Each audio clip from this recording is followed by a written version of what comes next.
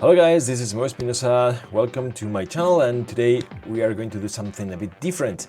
Today we are going to check some music that I've created for the last episode that I've worked on for the Momonsters upcoming season 3. And I wanted to show you this because it's some kind of music that I'm not, that I don't do that usually that often, and I want to share this with you guys. So let me show you what I've been working on first, and then we will discuss it step by step. So this is the whole track that I created first, so listen to this.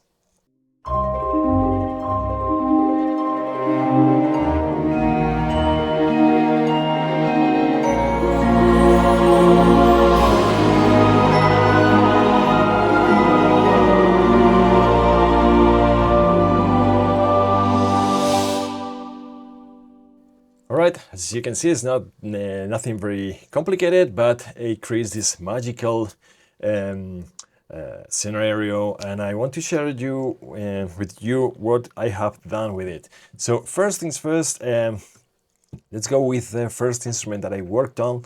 This is basically the ARP. It's doing arpeggios all the time, so let's check this.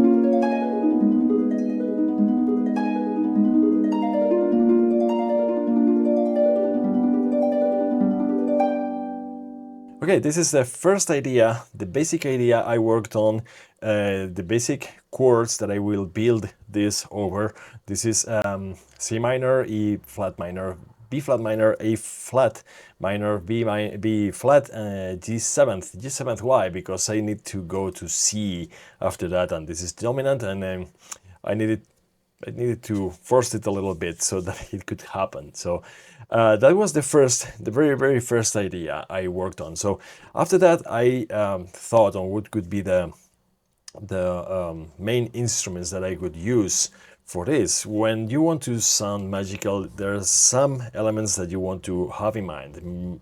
Those are mainly cellista, glockenspiel, harp. You can also use bell trees and choirs. Those are probably the most important elements when you want to sound magical. This was well established by John Williams on Harry Potter, and some other great composers for film music, and I decided to go with that direction. So the next instrument that I added here was the cellista, doing basically the chords, very simple stuff. Check this.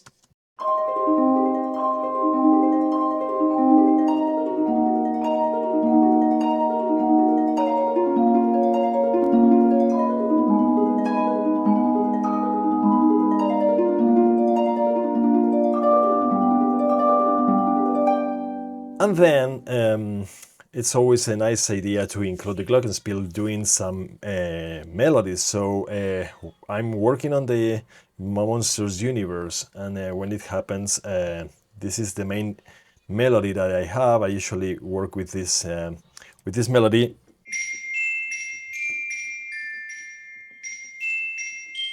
This is the main melody that I work all the time, that in every single episode it happens all the time. And you know, when you need to put this is a major C major melody, and when you need to put this in some other harmony, sometimes it's difficult, but in the end it has both their harmony and it has some specific rhythm. So when you choose some of those notes and the rhythm, it usually works. So the idea is, from the E flat minor, we go to this.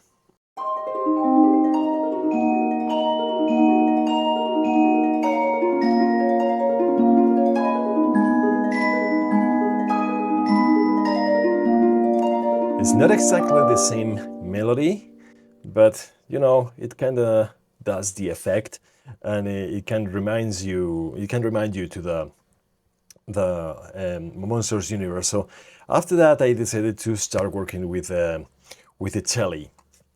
I didn't want it to be from from the beginning with the full string section, and I didn't want it to start also with a typical high-pitched note on violins, maybe with some sul tasto or something like that. I didn't want to go in that direction because I wanted to throw something a bit different. So then what I did, sorry, I didn't start with cello, I started with violas, but it's the same idea. It's I want them to build up step by step, and the first one is violas, adding some very, very simple tremolo, just as I can see, is 5 notes, so it creates this landscape.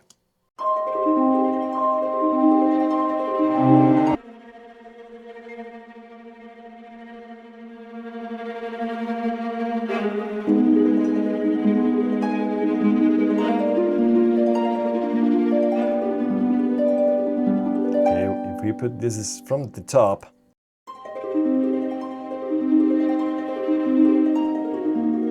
it keeps appearing and grabbing some more attention over time. And at some point, with all the celesta and the glockenspiel, it only appears on selected moments.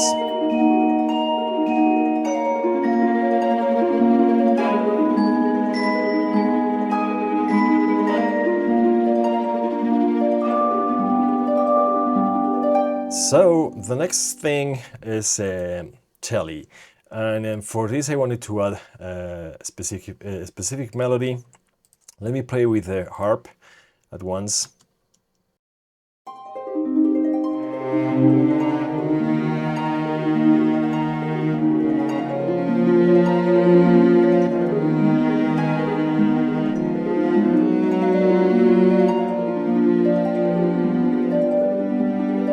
As always, you want to create a melody that it can be actually played by cello, and that it can be something special for a musician, that he can feel the music vibrate with it, and that it is actually creating something that it's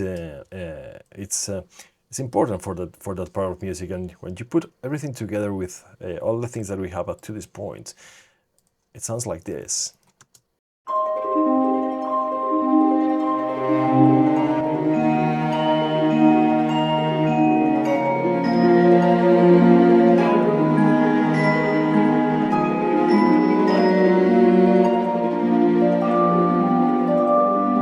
Even at this point on the B flat, it creates some sus4 vibe that is not, it wasn't intended, it's not in the harp, but it helps creating that sensation. So it works pretty good. So next, it was the violin 2.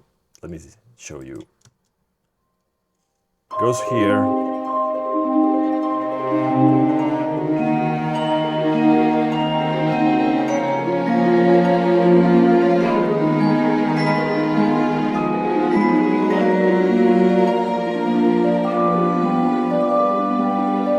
Okay, as you can see, it all starts to grow together. Okay, next, I wanted to, I think I forgot something here.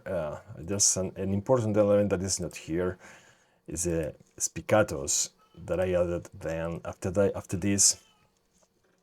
So let me show you real fast. I didn't want to start with the bass sounding real big, so I started with some accentuated notes.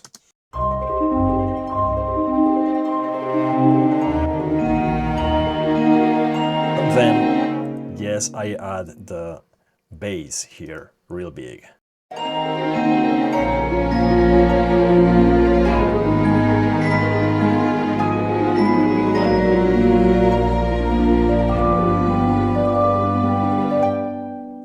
So next in line, it's not the violins one, because that came after a while, because I needed to create more stuff there. And there's an important part, because this of course goes with an image. And there's something that happens in the end episode, and at some specific point there's actual magic happening. So I needed to point that, and as I said before, the way to go is choirs. So on the B flat minor we get the choir.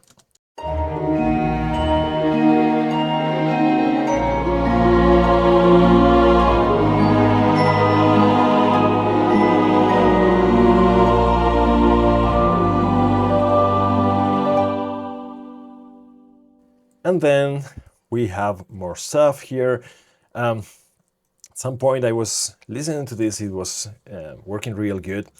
Of course, I needed the other element to make magic happen, and this is the bell tree here.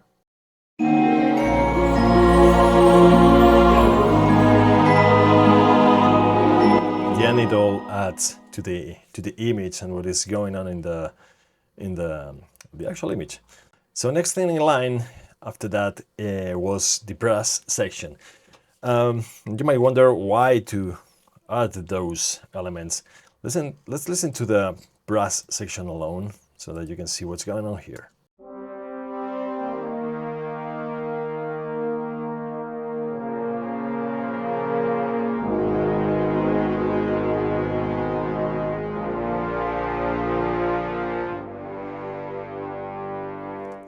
They're not definitely a major thing in this scenario, but the push that this brass sound, that brass character adds to the music, it's enormous, and only you feel that when you withdraw it. So first I started with horns, and let me show you real quick how that worked. I started doubling the cello. You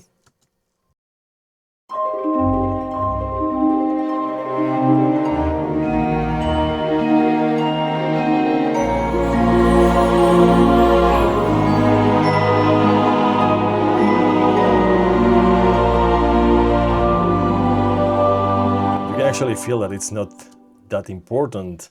It's not something in your face, you know. Let me show you with the strings, with the string section.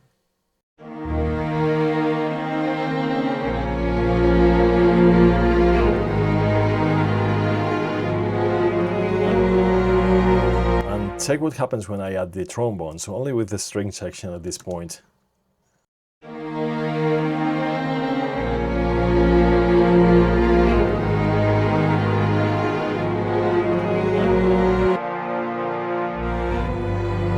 And of course with the tuba, that in the E flat minor it kicks in and it gives a big ground to the music.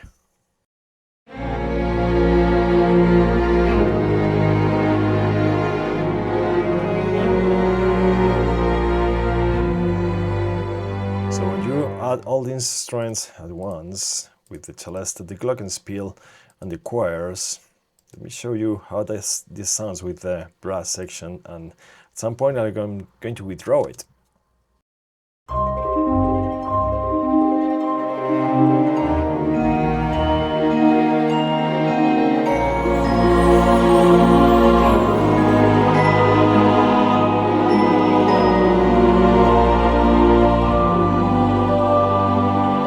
You see that? If I mute all this section,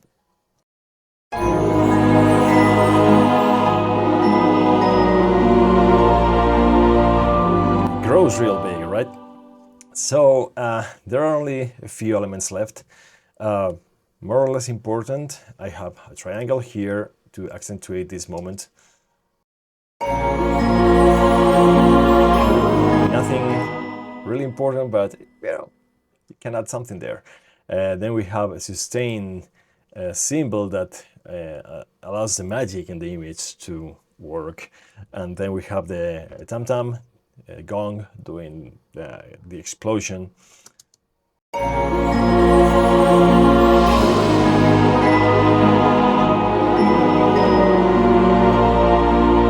And of course I needed to accentuate the melody, and for that I used 3 elements. I have the violins one, I have the choir, voice choir, and then I have the flutes. I decided to go with the boys choir because this is a children TV series in the end, and I wanted them to feel, it's like trying to find the empathy of the audience, even if they are really young. It's like it's children singing, so everything is happening by them, for them. So let me show you how this works.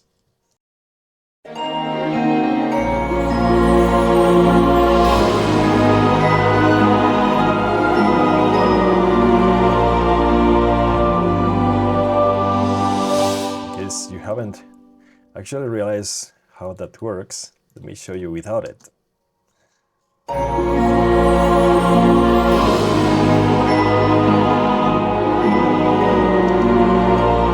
melody is in the glockenspiel, right? But it's not actually doing the work, right? So I added the violin one.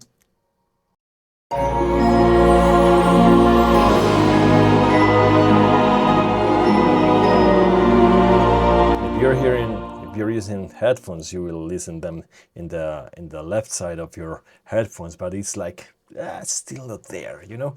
So why not add the choir?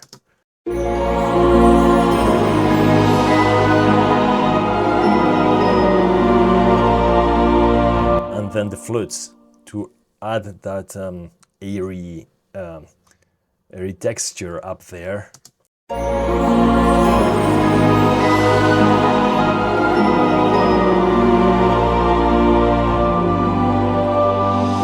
Show you this with only the string section and the elements that actually make the music with harp.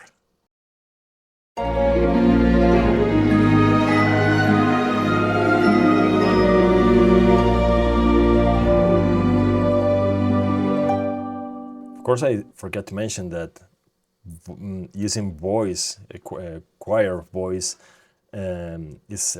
was well established in magic music by Danny Elfman in Edward Scissorhands. So why not use it as well here? So this is the final result.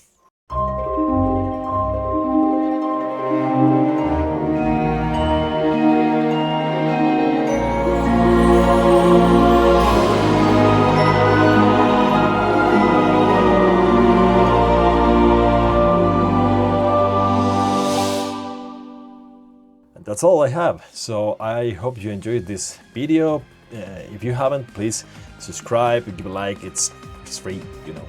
And I hope to see you back again in the future in the next video. And until then, see you soon. Cheers.